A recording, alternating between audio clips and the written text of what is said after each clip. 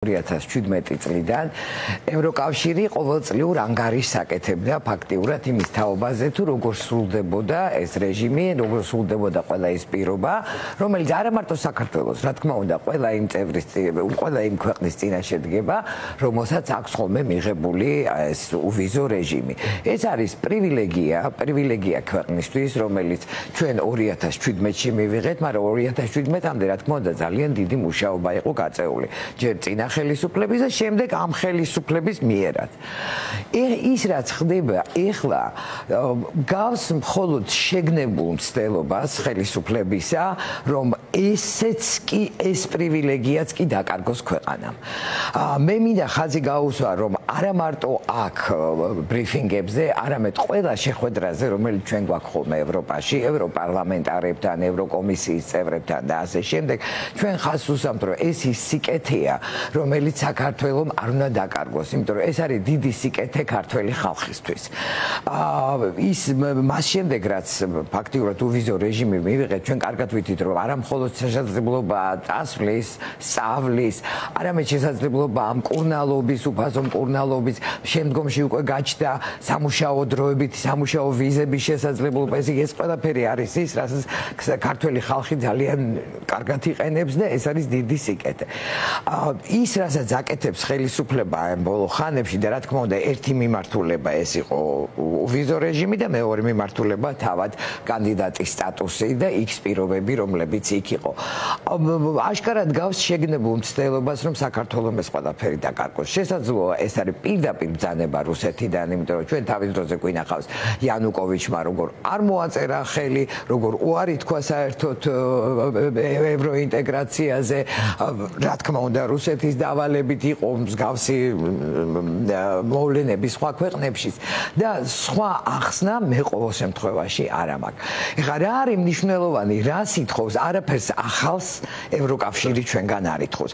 ზუსტად იმ პირობების გაგრძელება, უпростоრად ზუსტად იგივეა, რაც იყო ამ წლების მანძილზე, მაგრამ თუ კი მაშინ მეტნაკლებად ხდებოდა დაცვა, იგივე ადამიანების უფლებების, პირად მონაცემთა უსაფრთხოების, თქვათ მოძრაობის გარკვეული უსაფრთხოების უზრუნველყოფის სწორედ ის აღარ ხდება ეხლა. თელმა მსოფლიომ ნახა და ეს ყველაფერი ჩვენ ყველამ ნახეთ ღია ეთერში როგორ ხდებოდა ადამიანის უფლებათა დარღვევა ქუჩებში, მიტინგების დროს, გამოსვლების დროს და ზუსტად ეს არის როგორც იგი თვითონ იგი დარღვევა და სწორედ ამაზე ლაპარაკობს ევროკავშირი.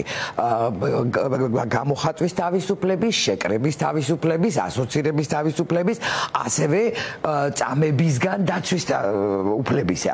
იმიტომ რომ სწორედ იმ დროს, როდესაც ხდებოდა მიტინგების დარბევა და დაშლა, ასევე ხდებოდა წამება ადამიანებისა, რომელშიც მათში მონაწილეობდნენ. ეს ყველაფერი ძალიან ღიაა, ეს ყველაფერი დაფიქსირებულია და ამაზე საუბრობს პირველ რიგში ევროპა. რომ უნდა მოხდეს ადამიანის ფუნდამენტური უფლებების დაცვა. ასევე თავისუფლება დისკრიმინაციისგან. მხოლოდ ამაზეა საუბარი. ხა ჩვენ ვნახეთ როგორი დაიწყო დეზინფორმაცია და პროპაგანდა ხელისუფლებამ და სახელმწიფო არხებმა. თითქოს და ევროპა ჩვენგან ითხოვს დაკანონებას LGBT ქორწინების ეს სიცრუე. პირდაპირ უნდა ვთქვათ, რომ ეს სიცრუე ეს ევროპაში ჩვენგან არასოდეს მოუთხოვია. ცალკეულ ქვეყნებს მართლაც აქვთ ეს ქორწინება, მაგრამ ეს არის თითოეული ქვეყნის შეგნებული არჩევანი. იგივე მოთხოვნაა ადამიანის უფლებების დაცვა, თავისუფლება დისკრიმინაციისგან. ასევე საუბარია ანტიკორუფციული ბიუროს დამოუკიდებლობაზე და ეს ის ანტიკორუფციული ბიუროა, რომელიც ესეთი ინტენსივობით გვდევნის ჩვენ, მე გულისხმობ არასამთავრობო ორგანიზაციებს. ასევე საუბარია სხვა სტრუქტურებზე, რომლებიც თავის უშუალო საქმიანობას კი არ ასრულებენ, არამედ ადამიანის უფლებათა დარღვევაში არიან გადასულები და პოლიტპატიმრებზე. პოლიტპატიმრების რაოდენობა და სხვა შეს მე მინდა ვისარგებლო ამ შემთხვევით და მივესალმო მათ ყველას. აქტივისტებს, რომლებიც დღეს ციხეში არიან და ასევე პოლიტიკურ ლიდერებს.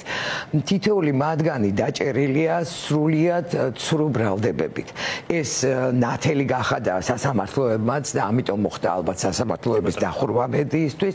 ეს ნათელია ყოველი ჩვენგანისთვის და მე ვიტყოდი რომ ეს ახალგაზრდები განსაკუთრებით რომლებიც იქ არიან გმირები არიან ფაქტიურად, იმიტომ რომ თითოეულ მათგანს აღმოჩნდა რომ კიდე სთავაზობდნენ რომ ვიღაცისთვის ხელი დაედო თითქოს და ჩაითრიეს რაღაცა არ ვიცი გადატრიალების თელობაში თუ ინტრიგაში. მე მგონი ამ თემას და საპროცესოების შეთავაზება და ამაზეც უარს ამბობენ. აი ეს არის საოცრება რომ ამ ძიმე პირობებში ყოფნისას ისინი უარს ამბობენ ყველანაირ გარიგებაზე.